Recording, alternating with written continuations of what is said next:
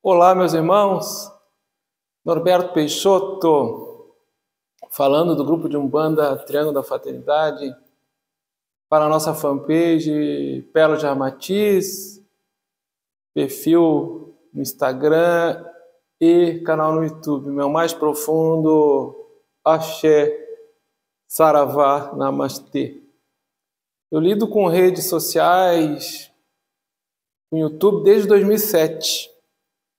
Eu me lembro da época da lista dos grupos de e-mail, tinha até inclusive um site, grupos.com.br, uma lista criada, Saravá Umbanda, pelo Manuel Lopes.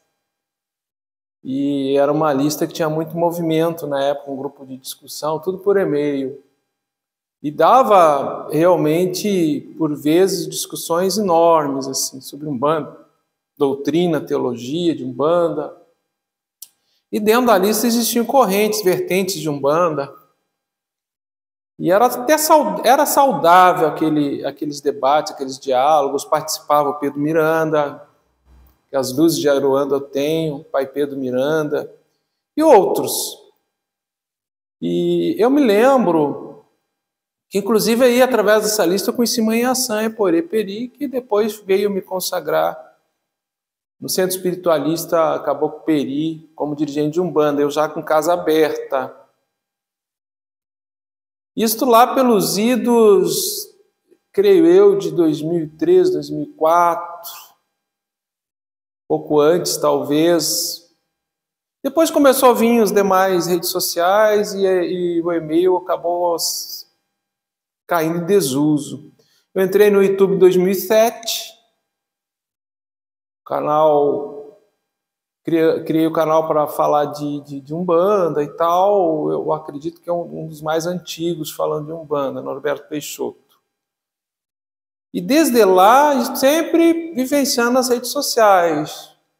Demoramos um pouquinho, entramos no Facebook, depois no Instagram. Hoje é uma necessidade, né, de você se comunicar com as pessoas.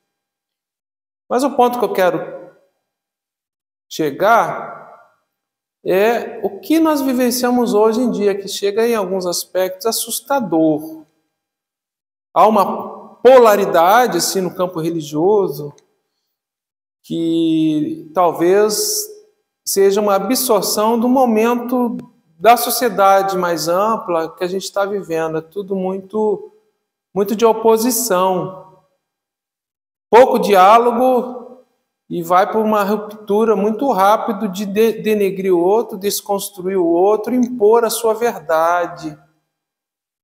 Com violência verbal, desconstrução do indivíduo ou da pessoa. Isso é assustador porque está raso, muito raso assim, o diálogo interreligioso. Então a gente pega, às vezes, pessoas que se escondem atrás de um nickname, que talvez, quase certo que ela, olho no olho, ela não teria coragem de se colocar dessa maneira.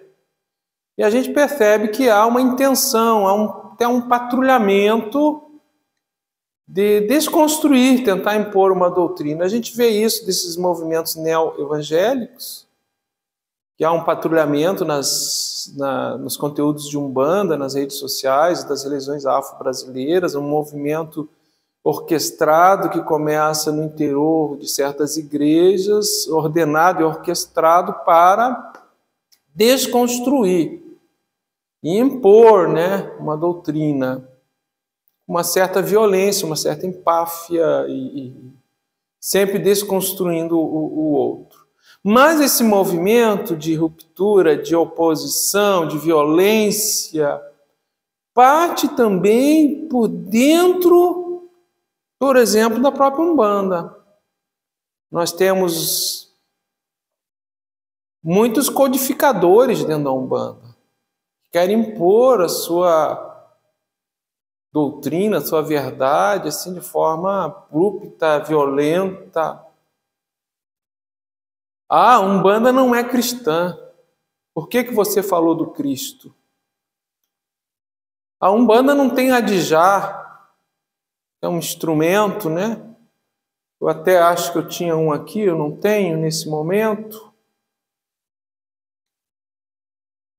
Eu tenho um AG. O cara poderia dizer que o AG não é de Umbanda, que é do Batuque, e que isso não é de Umbanda, não é Umbanda, Umbanda não usa. Mas será que um instrumento, ele altera algum fundamento?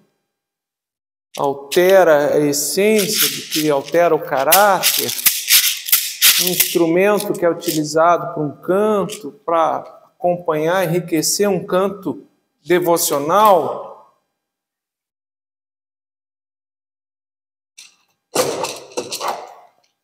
Será que essa maraca, dizer, olha, isso aí não é Umbanda, você toca maraca na sua curimba, isso não é Umbanda?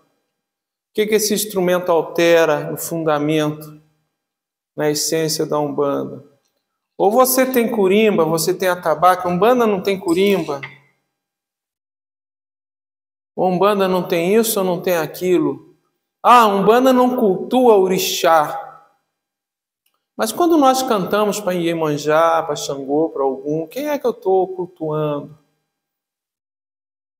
É o falangeiro, a entidade. Mas o falangeiro, a entidade, é um orixá? O que é Iemanjá? O que é o Ogum? O que é Oxóssi? O que é Oxum? Se canta desde os idos da Umbanda. Quando a gente percebe uma unidade na diversidade, a gente começa a ter uma maturidade maior espiritual. Unidade na diversidade. Então Deus tem muitos nomes e formas.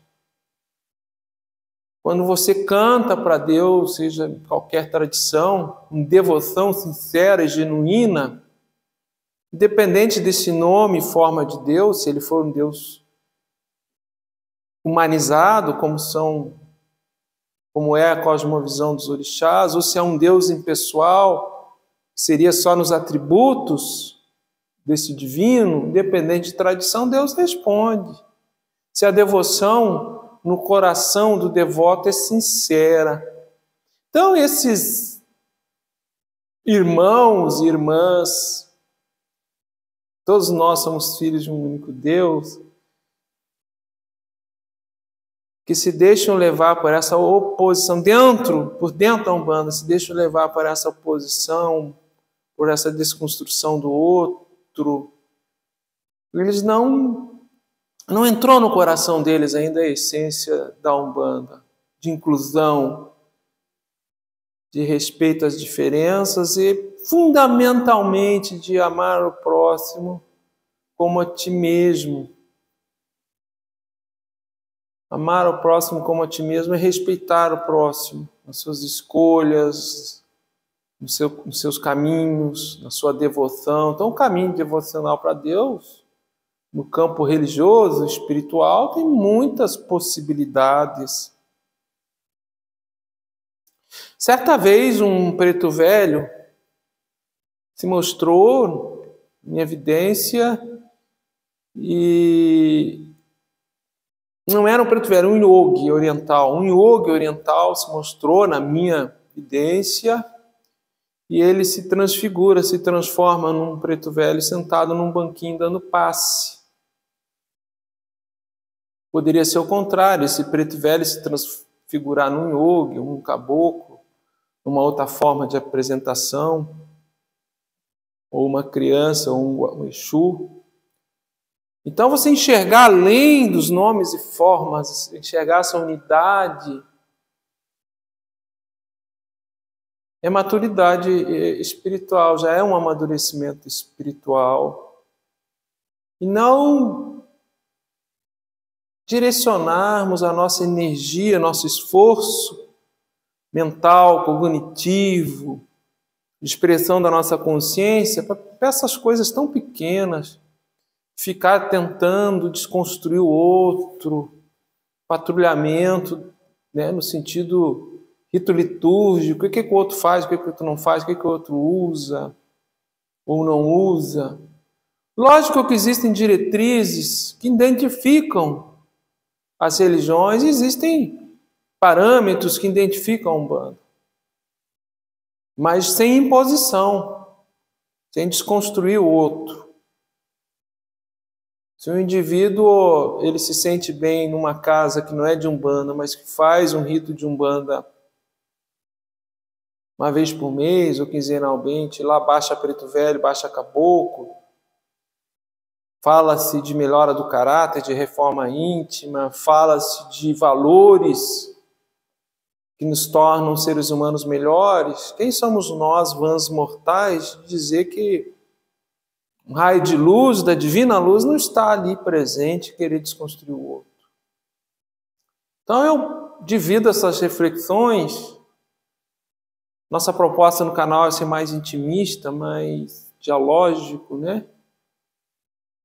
Divido essas reflexões para que a gente esteja alinhado com essa essência da luz divina que é Deus, que é uma manifestação divina em todas as religiões. Mas falando de Umbanda, do Aum, do Alpran, Umbanda, que a gente consiga perceber essa essência e essa unidade na diversidade e sermos umbandistas mais fraternos, mais acolhedores, mais respeitosos para com o outro. Há aqueles que nada fazem e nada contribuem com um outro. Então ele está no momento dele, de inércia, que tem que ser respeitado. Há aqueles que nada fazem e tentam desconstruir o outro na sua ação, naquilo que ele está tentando construir. Esses são deletérios, são venenosos, são espíritos difíceis, de grande orgulho, grande ego, que se deixam deslumbrar e fascinar muito facilmente no campo religioso, sentindo-se superior e melhor que o outro. E há aqueles que, mesmo com todos os defeitos, que se iguala a qualquer outra alma encarnada, porque se nós fôssemos perfeitos, não estaríamos aqui nessa matéria transitória, perecível, finita. Mesmo com todos os seus defeitos, com toda a sua sombra, ainda tentam se pegar um facho de luz e fazer algo, construir algo em nome de uma espiritualidade, seja na Umbanda, no Candomblé, no Batuque, budismo, yoga, hinduísmo, não importa o nome. O que importa é a ação espiritual devocional para Deus e para o outro, serviço ao outro. Religioso no sentido de religar e de comunhão divina, de espiritualizar o ego, personalidade. É esta ação que ela deve ser percebida. O outro está construindo, é ético, é uma construção de consciência, uma mensagem que tem uma força espiritual verdadeira. Quem sou eu para botar defeito, tentar desconstruir esse outro, mesmo que a mensagem espiritual dele fosse negativa, fosse destrutiva? Não cabe a nós sermos juízes. Tentarmos sempre levar a verdade. Nessa proposta de ação espiritual, que usa a fala, usa a comunicação, usa o convencimento, usa o esclarecimento, mas nunca tentar desconstruir, destruir o outro, e fujamos dessa oposição, dessa ruptura, dessa ausência de diálogo, porque isso é ignorância. É ignorância, é sombra, é treva, que se utiliza das redes sociais no momento que nós estamos vivendo de radicalização, de imposição religiosa e de busca de homogeneidade, impor uma igualdade, desde os idos do descobrimento do Brasil, muito antes, já tínhamos esses movimentos de buscar uma homogeneidade, aculturar o outro, na sua tradição, na sua ancestralidade, mas de tempo em tempo se retoma. E nesse momento está com muita força no Brasil, destruindo as tradições originais, aborígenes, tradições originais, que não comungam com um ideal religioso homogêneo, de igualdade, ideal religioso esse que muitas vezes vem no movimento de corrupção do caráter, para impor uma verdade que busca ser homogênea, ela acaba se prostituindo na sua tradição e se submetendo aos jogos de poder das igrejas eletrônicas, poderes da mídia, poder político. E a Umbanda está ali, consolando, levando orientação, luz para as humanas criaturas, sem impor, sem exigir conversão, sem exigir que você altere a sua confissão religiosa, permitindo esse trânsito, permitindo que você continue com o nome e forma de Deus da sua devoção, no seu templo, na sua casa, no seu ilê, no seu axé, no seu centro, no seu terreiro, no seu altar pessoal, permitindo que você seja budista, hinduísta, espírita, maçom, teosofista, Rosa Cruz, ateu. A Umbanda não julga, acolhe. E nesse acolhimento é o amor divino e ela orienta. Umbanda indica caminho, não caminha por ninguém. Cada um de nós tem que caminhar com suas próprias pernas, mas ela orienta, ela indica setas no caminho para que a gente encontre Deus em nossa vida, encontre harmonia, equilíbrio, paz, respeito ao próximo e amor consigo mesmo. Reflitamos que a Umbanda, em essência, esteja cada vez mais viva, enraizada em nossos corações. Meu mais profundo agradecimento e sincero axé, saravá, namastê. Até a próxima oportunidade.